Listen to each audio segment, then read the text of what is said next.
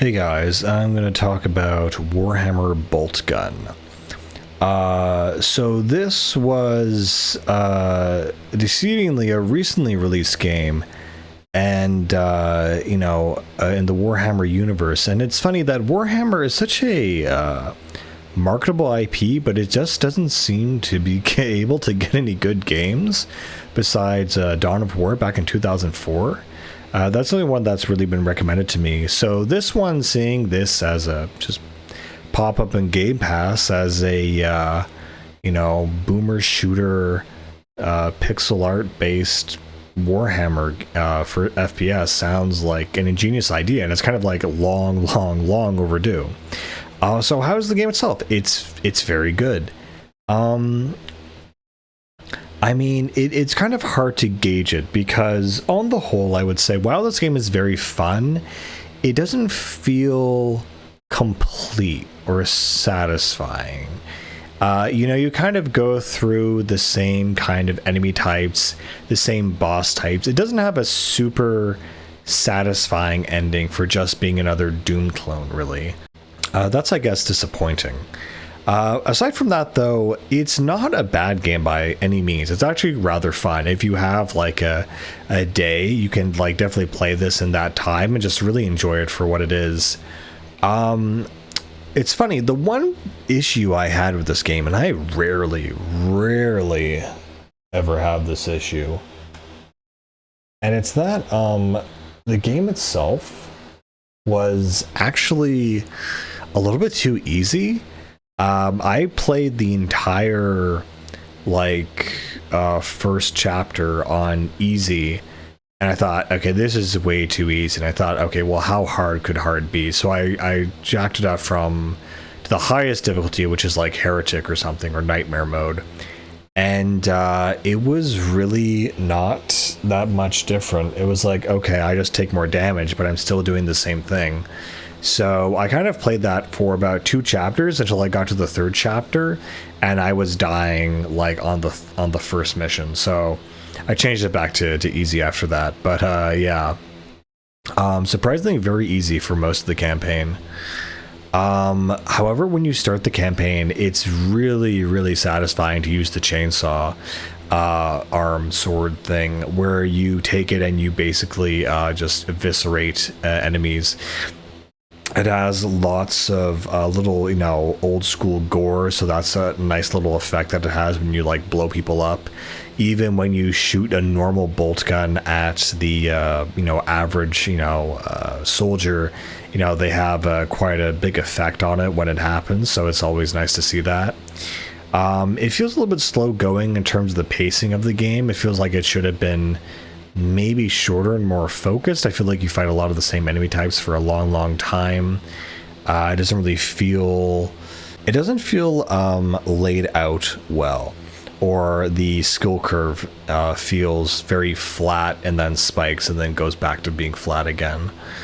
Enemy variety kind of gets really good by the end of the game, but you're kind of fighting the same guys for the most part. It's kind of cool. The first chapter is on a spaceship. Second chapter is on the planet's surface, and third chapter is kind of like underground and somewhere else. I don't really remember. The story is not really memorable. You are sent to a planet by your Inquisitor, I believe, to basically investigate heresy, and you find heresy and blow them all up. It's really not that complicated, and for this kind of game, I guess that's to be expected, but still for a Warhammer game, I would have expected more, I guess. Some really cool things is the animations on the guns are amazing. You have shells popping out of the bolt gun as it fires. You have your little fire skull AI thing that follows you around and gives you orders. The one issue I had is that the text box for it is really small, so when it was speaking to me in like a non-made up, a made up language, I couldn't understand it. I had to refer to the tiny text on the screen, so either translate what that bot is saying or make that font way bigger. Either way, it's a pretty cool mood, I guess. Yeah, the game kind of focuses on quantity over quality in terms of enemies, which is, for the most part, that's fine. There's, of course, you go through corridors, hallways, and then you have a couple arenas, and then you have one arena where you have to do like a horde and find like the main kind of boss and kill him, and then once you do that, then the doors will open and you can proceed. It works just like a Doom style game. You have like different levels. It, you know, tells you your time on that level and how many kill percentage and secret percentage and all that stuff. Secrets in this game were odd because some of them were just normal pickups just lying right on the open, and I guess there must have been other secrets I just didn't find, or sometimes they were just, you know, out of the way. But most of the time they were just like upgrades that, you know, give you quad damage and stuff like that, which is just lying out there, which I thought was rather odd. A really funny thing about this game, oh yeah, it also has keys just like Doom, but a really funny thing about this game is the fact that the bolt gun, the starter gun you get, is actually pretty much one of the best weapons in the game. Usually I was expecting the shotgun to be kind of the main gun, but Warhammer Boltgun really lives up to the name. The Boltgun, it does a fair bit of amount of damage. I think it actually says in the stats that it does 4 damage while the shotgun does 3, but it does a bigger spread, but that really does not matter when you have to like pump action it every time you fire it. And the bolt gun is a fairly high rate of fire. It's like almost like having like a mini sniper in your possession. Besides that, you have 3 other kind of types of weapons. You have the shotgun for close quarters. You have the plasma rifle that kind of acts as an AoE, actually, a slow-moving AoE. And you also have the chain gun. And then each one of those weapons has a different augment. So for the bolt gun, you get the grenade launcher, which is kind of weird and kind of special in its own class. For the shotgun, you get the flamethrower, which... or the flamer, which does not act like a normal flamethrower. It's just a very extremely powerful, like 2-shot shotgun, really. Very low ammo capacity, but you want to save that for the bosses because the amount of damage it does is insane and really doesn't make any sense, honestly. Then there is the chain gun, which works, or so the heavy bolter, which works like a chain gun, and then you have the plasma version of that weapon, or the laser beam rifle of that weapon, if I recall correctly. And finally, for the plasma gun, you have a different kind of plasma gun. I forget what it's called, but that one's rapid fire, and it basically works like a high-speed bolter, basically. So it's useful against really small enemies and things like that. The heavy plasma rifle is really interesting in this game because I thought it would work similar to Doom because it looks really similar, but no, it's interesting. It does an AoE effect, and it's very slow and kind of chunky with its bolts. What's interesting though is that if you hold down the trigger, it'll fire it as fast as it can, and it has a magazine of 8, and past 4, the thing overheats and you take like 10 damage or so, or like a little bit damage per shot, but it does way more damage. And I've never seen that as a mechanic, a gun that actually damages you by how powerful it is.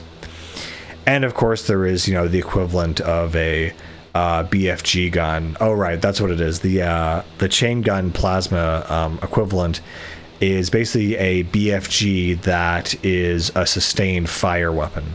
So you can hold it onto the target. It has the giant AoE effect. So it's like the chain gun, but AoE basically, and it's extremely powerful, extremely useful.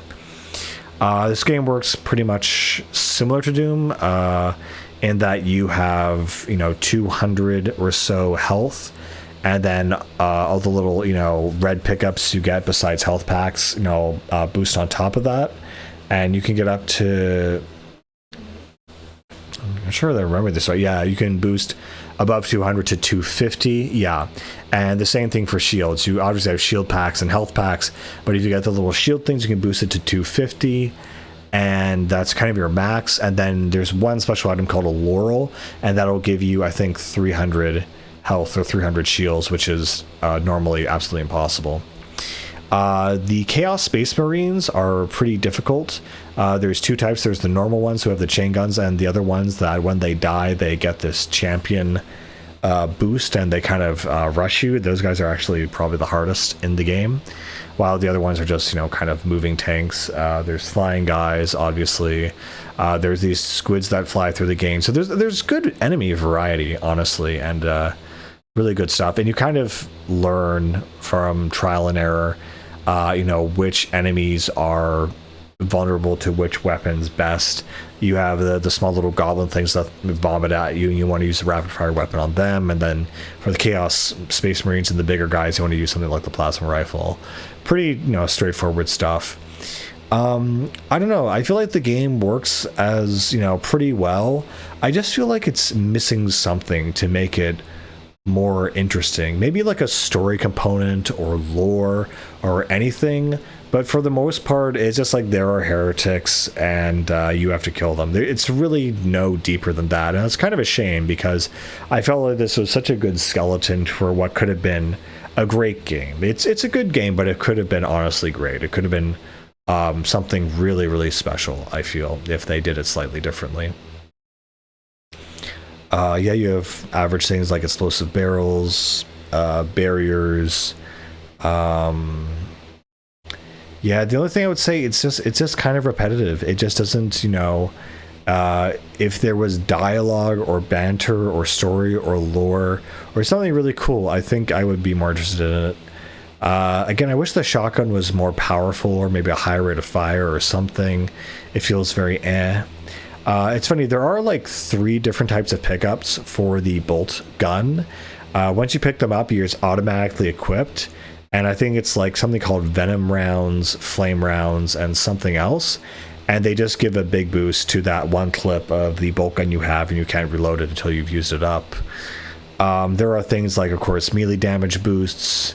I think there's a speed damage. No, actually, I don't think there is. Or no, there is, but it also does something else. Yeah. One big complaint I have with this game, and one of the other reasons mainly that I turned it down, or rather turned up the difficulty, and I just hate this in first-person shooters, honestly, there was just way too much ammo.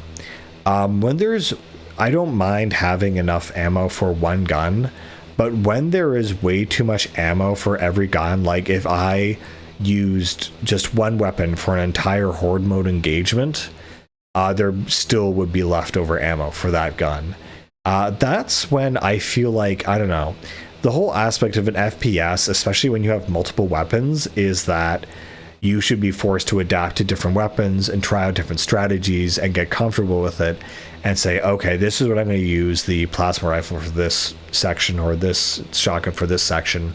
And of course, the final boss is where you use all of your weapons all at once. But it's kind of like you can keep using the same weapon throughout the entire campaign because you will almost never run out of ammo. It's kind of ridiculous. The only place that makes sense to put that much ammo is in like the final boss area, and it's just spread out so much everywhere. It doesn't make sense to me. There are also grenades, which are kind of weird. There's like your standard grenades, which fall, and you know you get 2 of them, and they just kind of go off after a while after the radius thing shows up. Then there's also like a special type called crack grenades, which are on impact, and you can't tell which one is equipped at one time, but the thing is really small, so it's hard, honestly, to tell. It's cool this game has things like mantling. You can, you know, grab ledges and stuff. Grenades are very good for certain like mini bosses or harder enemies, not really as much as groups, because there's some enemies that honestly are just more bullet sponges, and I really do hate that. The aesthetics of the game is really good. It's all sprite based, but you have these beautiful cathedrals, your guns look amazing, your reloads look amazing. Again, I would have liked to have maybe more dialogue between the Space Marine and the Inquisitor, for example. I think that would have been really cool. Or like another character to just talk to. I also wish that secrets were much more obvious. I felt like if I did ever find a secret, it was something that was supposed to be very obvious, and sometimes I felt like I had no idea. There's entire levels I went through and I just got 0, and I just had no hint whatsoever where they were. But the game, you know, is fast-paced, it's furious, it's fun, it's, you know, pretty intense. You know, it's not much, and it feels like a really good Doom WOD, basically. And that's both a good thing and a bad thing, because while it's good at doing that one thing, it's also not being able to differentiate itself from other genres. So that's all I really have to say about it, really. It kind of came halfway, but could have been so more. Anyway, it's a good shooter. Pick it up if you want, and I will see you guys later. Bye.